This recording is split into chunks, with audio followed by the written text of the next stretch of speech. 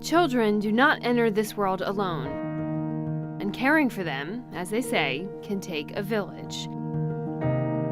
As you're looking at these beautiful baby pictures, I need you to remember that point for later. When Grayson and Lindsay Cheek welcomed their daughter, photographer Millie Holloman was there to confirm the moment. And in that moment, none of them knew how those roles would reverse in the most unpredictable of ways. I never knew then. A few weeks later, my daughter was going to be born. To clarify, or maybe confuse, Millie was not pregnant. Good news for her would have to wait. A lesson had to be learned first out of loss. With my friend passing at a young age, I was like, man, what am I waiting for? Life is short. I need to get living. I need to get my dreams being fulfilled. And I had done that in my business and things, but I hadn't done that in my dream of building my family. She had heard about fostering from a friend and started the paperwork and the 13-week extensive process to get her license.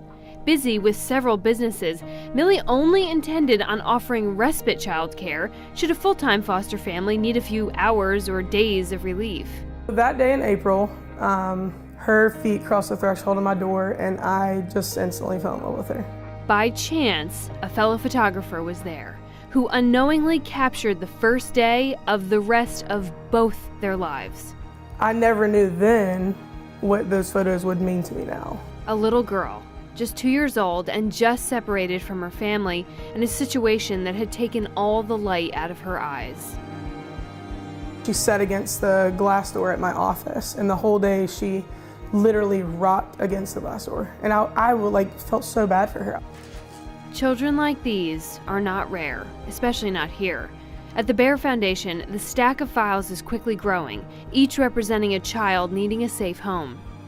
The heroin and opiate epidemic in our area is one of the main drivers behind the flood of cases. We just think that, oh, there are needy people in this community and someone else is taking care of it.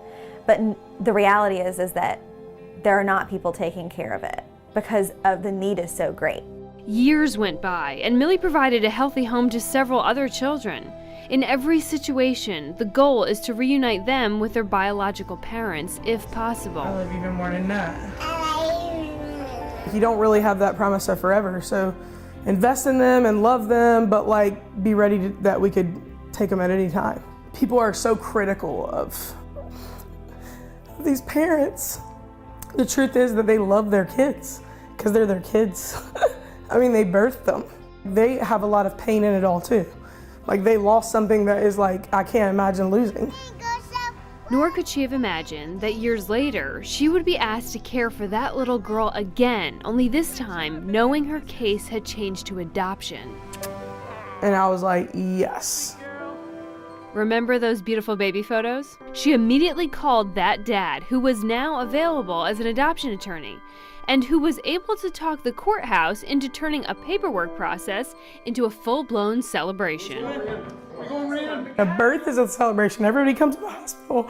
Everybody's there. Everybody's introduced, but to just get a phone call, it's no big deal. No, it's a big deal. She's grafted into our family tree. This is a big stinking deal. We're celebrating this kid. Adoption. On March 7th, in a courtroom filled with smiles, that little girl was given a very big job. I get to get on the boy's chair. The what chair? The boy's chair. It's a special day. By boy, she is specifically referring to Judge Disbrow. Make this official. I sent that paper.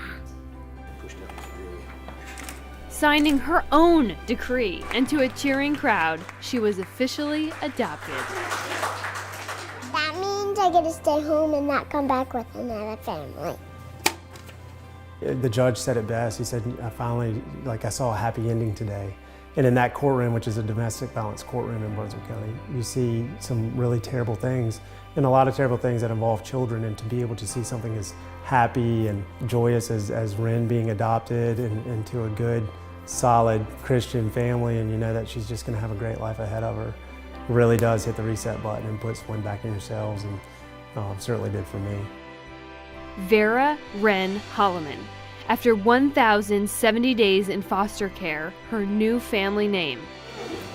The celebration still in full swing, and a letterboard in hand, Millie's photographer friends set off to immortalize the small village of supporters who were now Wren's family. Looking at a courtroom full of people that just love her and adore her and who are forever committed to her, it just reminds me of hope in this world.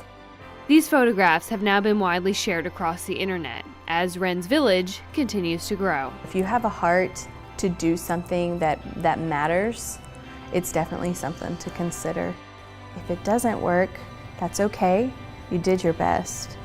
And if it does. If it does, and for foster parents like Millie, if it does work out, you run the risk of falling in love with a child and the reward of forever changing their future. I love you before you were mine.